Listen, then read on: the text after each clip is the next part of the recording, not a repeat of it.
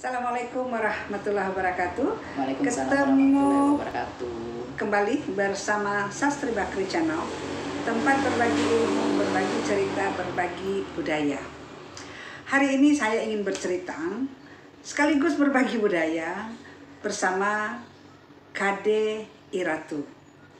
Kade ini saya sudah kenal puluhan tahun yang lalu, seorang yang penuh talenta, pintar baca puisi, pintar baca cerpen, dan waktu itu dalam sebuah acara ada yang disponsor oleh Forum Wanita, Forum Sastra Wanita Tamening, hitam merah kuning, dan Kade ini membaca puisi saya berjudul cerpen dengan judul Rembos, berjudul Rembos, Remaja Bosan Sekolah.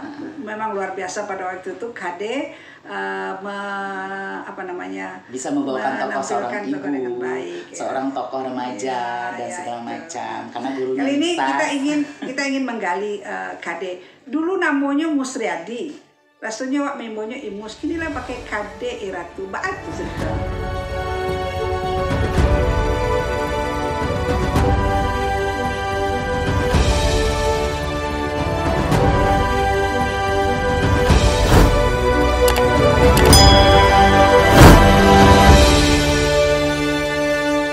Seiring kehidupan kok kan begitu banyak jalan yang ditempuh. Tak mungkin nama dari orang yang bekerja di dunia entertainment dan juga sebagai seniman itu harus mencari sebuah kemasan dan packagingnya nih Sas.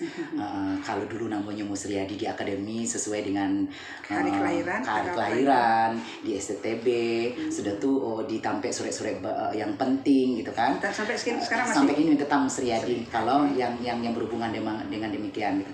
Tapi bekerja di bidang karena ini bisa merias nih Sas, karena Nisa tidak menyebutkan merias pengantin. Oh iya, jadi MC wedding kalau Dene banyak karena gabung dalam sebuah kemudian dan dia berkembang setelah pintar baca puisi, baca cerpen, baca segala macam, kemudian berkembang menjadi entertainer, the good entertainer, hampir mengalahkan Dorce. Kalau seandainya ada faktor X ya, pasti bisa gitu nanti Sas. Sudah tuh berganti nama. Kalau bekerja di bidang kayak begitu tuh kan kita harus ganti nama yang gampang, yang akrab dan mudah diingat. Kenapa harus ganti nama? Ganti nama kayaknya gitu, karena kita udah muncul di dunia seperti makeover gitu atau makeup atau jadi MC segala macam itu kan alah tuh labu umua. Jadi mungkin ada orang yang memanggil Mus gak enak, tapi Kade orang banyak mengkonotasikannya adalah Krisdayanti gitu. Karena kalau dipikir-pikir wajah yang ala kadarnya Konises nggak mungkin kan kayak Krisdayanti gitu kan. Krisdayanti tapi kan bukan karena ada kesan sekarang laki-laki yang kewanita-wanitaan itu maka diganti dengan Kade Iratu itu. Bisa jadi ya. Karena Kade itu kan boleh disebutkan ke arah ke laki-laki, arah ke kewanita-wanitaan sisinya. Boleh nggak kita cerita-cerita soal kearah-arahan itu? Tadi kan waktu lahir namanya Musriadi. Nah, bagaimana? Seiring jalan gantinya namanya Kade Iratu. Gimana tuh waktu itu masa kecilnya? Apakah laki-laki atau perempuan? Dina Nisas dari ketek mungkin dilahirkan dari keluarga yang tidak ada anak parusi kali ya. Ibu Dina menginginkan seorang anak parusi. Karena katanya kalau di Ranah Minangkabau kalau anak punya parusi sial kan menjadi paminan di rumah gitu kan, yang menghuni rumah membereskan rumah. Jadi mungkin ibu barangkali menganggap ini adalah anak terakhir kali Nisas, lalimu anak, tapi laki-laki.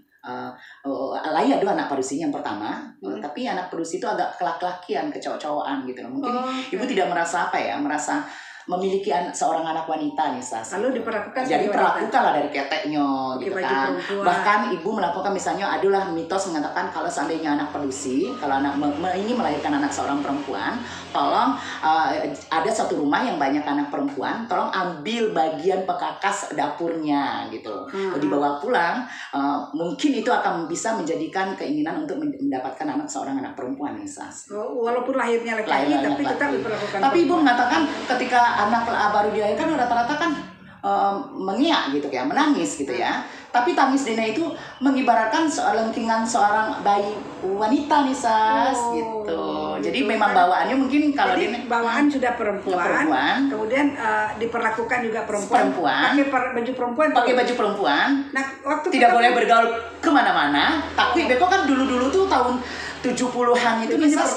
Anak kan kalau anak sering ke padusi kan bukan diperkosa, kita nggak tahu juga gitu kan ya Sas. Digala-galaan BG gitu loh, wadam gitu kan segala macam. Ibu takutnya kalau Dene yang tahu kalau Dene adalah laki-laki nih Sas, makanya ibu tidak turun tarik sekolah diantarin pakai baju padusi TK. Alamak, gitu. Gitu. Oh jadi kok kalau boleh dikatakan salah mama kok? Ya kalau anak boleh menyalahkan mama seiring dan waktu berjalan punya merasakan itulah milik gayanya pribadi yang melengket pada pribadinya. Gitu. Setelah itu kan proses nih, waktu ketemu sama saya, dia adalah Musriadi, seorang lelaki. Dan sering juga saya tanya, lu bencong kok? Enggak nih Sas. Begitu kebanyakan. Kebanyakan orang menanyakan begitu. Nggak mungkin orang mengatakan dirinya, gua ini Binancini, gua Binan, itu kan nggak mungkin. Apa itu Binancini? Binancini itu kan seiring berjalan dari kaum itu berkembang, ada kaum-kaum yang dikategorikan kayak G, ada kayak Binancini, Banci, Muda dan dandan. Apa itu bedanya? Kita perlu mengetahui ya, antara G dan Banci itu jauh perbedaan. Kalau Banci itu atau bencong alias Binancini itu, mereka lebih mendekati sebagai wanita, udah pakai lipstik, udah berpayudara, sekarang udah bahasanya adalah transpuan ya, transgender ya, transgender puan gitu, beban di kelamin itu namanya dikategorikan sebagai banci. Tapi kata banci itu atau bencong itu kan kasar. Jadi ada bahasa gaulnya yang berkembang di dunia seperti gay, banci dan salon segala macam. Ada kata-kata yang memang dipergunakan untuk bahasa komunikasi supaya orang tidak tahu. Misalnya banci itu atau bencong itu diliris sebuah katanya dengan Binancini. Jadi singkatannya kalau BG Binan gitu. Jadi dipermanis nih Sas gitu. Supaya si banci tadi ini Binancini atau bukan bencong. G gitu, bukan pula dengan bencong. Karena dia kan tidak pakai lipstik. Kalau G itu homoseksual. Dia tampangnya ada kekar, atlet gitu kan. Atletis gitu ya. Ada yang berprofesi sebagai aparat keamanan bisa, tapi kelihatannya olahragawan gitu kan, kayaknya jantan. Jadi tidak nampak perempuan. Tidak nampak. Yang nampak itu adalah kaum Binancini tadi. Nah itu yang berbahaya, kita tidak bisa membedakan. Tidak bisa membedakan. Karena seorang transmartnya ada dona, mereknya ada dona. Mereknya ada, tetapi dia homoseksual. Dan kekar gitu ya, bersumi bahkan. Gitu. Nah kemudian kalau misalnya seperti itu berarti bedanya gitu ya. Nah sekarang KD ini adalah Binancini itu kenapa tidak transgender, maksudnya kayak Dorce kan dia operasi untuk memilih dia sebagai perempuan. Nisas dinaikkan tinggal masih di lingkungan Sumatera Barat, Kota Padang. Adat bersandi Sara, adat bersandi Sara bersandi Kitabula. Kita punya agama, kita hidup di lingkungan masyarakat. Masyarakat tuh dengan catatan masyarakat asli Minang gitu kan Sas. Kalau seandainya Dina yang berperilaku yang seperti itu nih Sas, kan kita kepengen pengakuan dari masyarakat yang diterima. Kita kepengen juga gabung dengan remaja masjid karena kita mempunyai kekuatan dan talenta di arah ke situ organisasi gitu loh. Dan kita di setiap kesempatan momen-momen kita ini menciptakan sebuah gitu. Kalau seandainya lah kita mampu, kalau punya lah tetikadi, ini saya perlu mengetahui ya.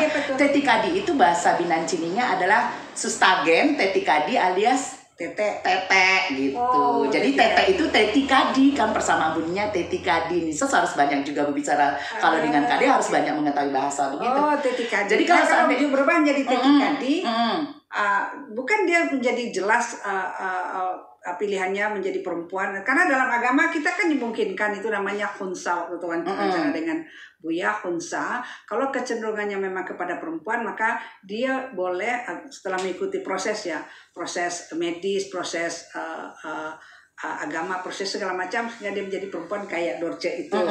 Nah sekarang ini ada yang Binancini itu yang tidak punya tetikadi, tidak pakai perubahan, tidak pakai lipstik, tidak pakai ini, cukup dengan supaya supaya bisa bergaul dengan yang lain kan gitu kata Kade. Kalau misalnya seperti itu, kalau misalnya ke masjid, dia misalnya Kade ini pergi ke masjid dengan remaja masjid, gabungnya ke mana?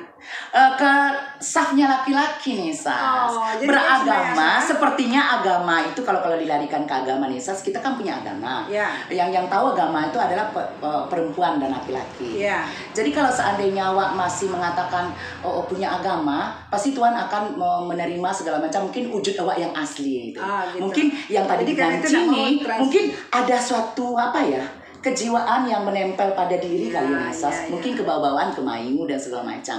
Tapi mungkin kalau Dina punya prinsip Nisas, mungkinkah ke Mayu itu akan dipertahankan 24 jam? Kan ada. Jadi bisa memilih. Bisa memilih. Oh, jadi bisa kadang-kadang dia maskulin. Kan kita di tengah masyarakat. Bukan maskulin sebenarnya maskulin tidak. Tidak. Kita menggambarkan kita sosoknya memang seperti biasa, tidak belang di tengah masyarakat. Mungkin pakaiannya mungkin agak semi-semi, tapi tidak terlalu jauh. Pantasan pertanyaan kade kok ge apa enggak tuh? Oh, enggak ada.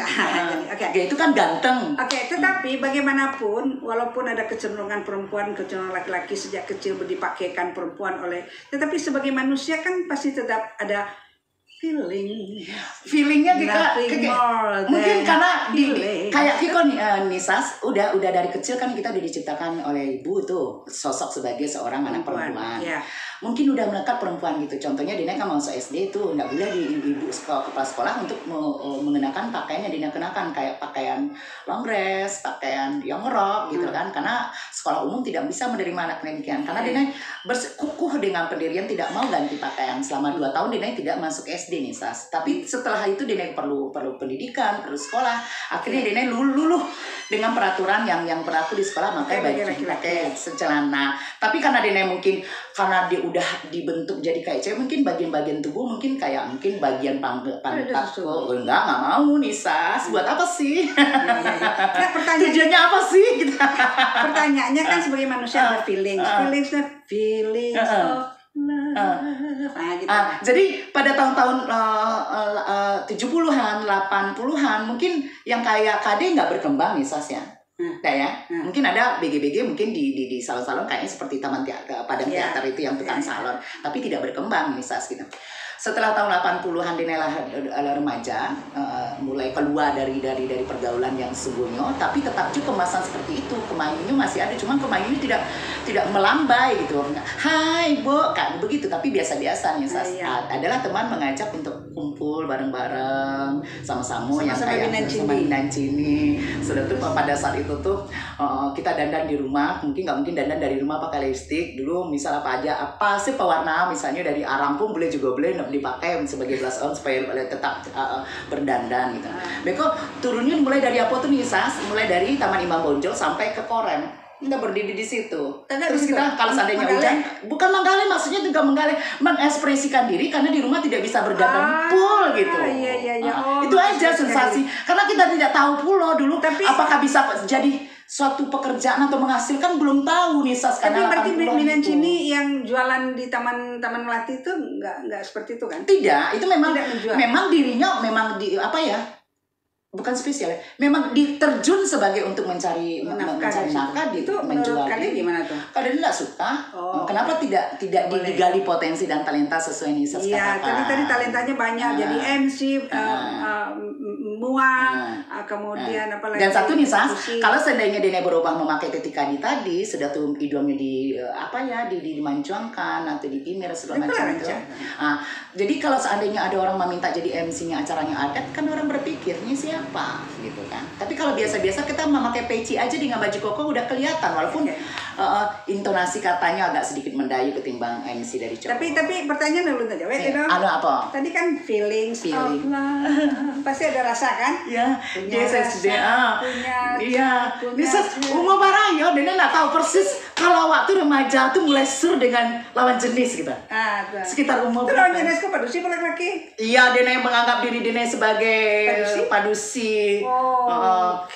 Batu terkurung pada body fisik yang salah kali. Lucu Nisa. Jadi terkurung dalam fisik yang salah. Jadi secara kejiwaan gue adalah sebenarnya adalah seorang perempuan. Karena itu jatuh cinta kepada seorang laki-laki. Iya dong. Mimpinya juga dulu waktu remaja Nisa tahun-tahun sekian kan tidak ada istilah-istilah yang setelah bergaul dengan banci kayak apa ya, boleh ya kita mengungkapkan nggak sedih terbuka karena spong gitu kan segala Apa tuh macam. spong?